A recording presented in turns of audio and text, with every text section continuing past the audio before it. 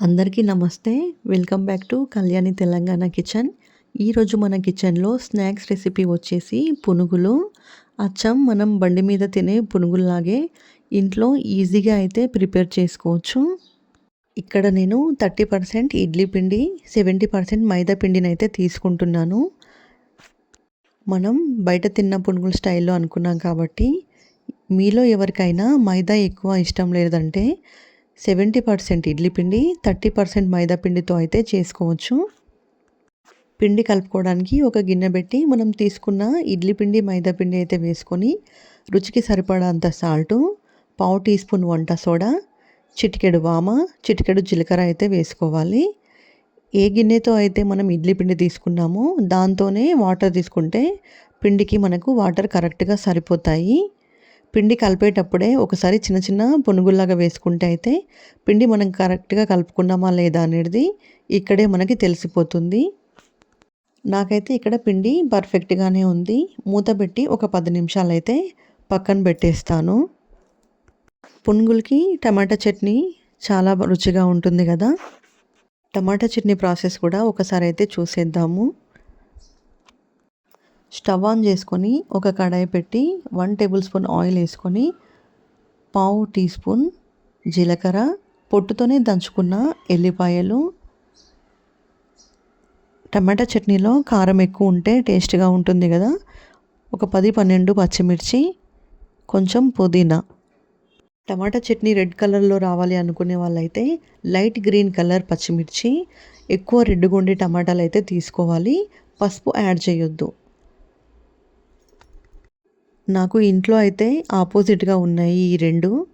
ఎక్కువ గ్రీన్ కలర్‌లో మిర్చి ఉన్నాయి. తక్కువ రెడ్ కలర్‌లో అయితే టమాటాలు ఉన్నాయి. ఇప్పుడు మనం చేసుకునే చట్నీ అయితే గ్రీన్‌గా, యెల్లోగా అయితే కనిపిస్తది. మీలో రెడ్‌గా ఇష్టపడే వాళ్ళైతే నేను చెప్పినట్టుగా రెడ్ టమాటాలు, లైట్ గ్రీన్ మిర్చి అయితే తీసుకోండి.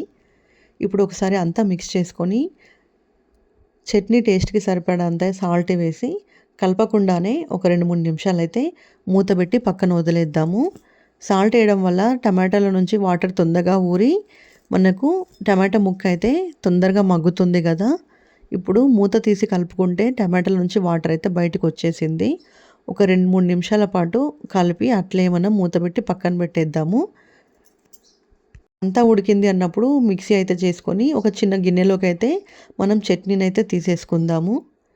పునుగులకి టమాటా చట్నీ కాంబినేషన్ ఇష్టం లేని వాళ్ళకి ఈ పునుగులు పల్లి చట్నీతో కూడా పర్ఫెక్ట్‌గా ఉంటాయి. ఇప్పుడు మనం చేసుకునే రెసిపీ చిన్న వాళ్ళకైనా, పెద్దవాళ్ళకైనా చాలా బాగా నచ్చుతది. మనం చేసుకునే ఈ టమాటా చట్నీ అయితే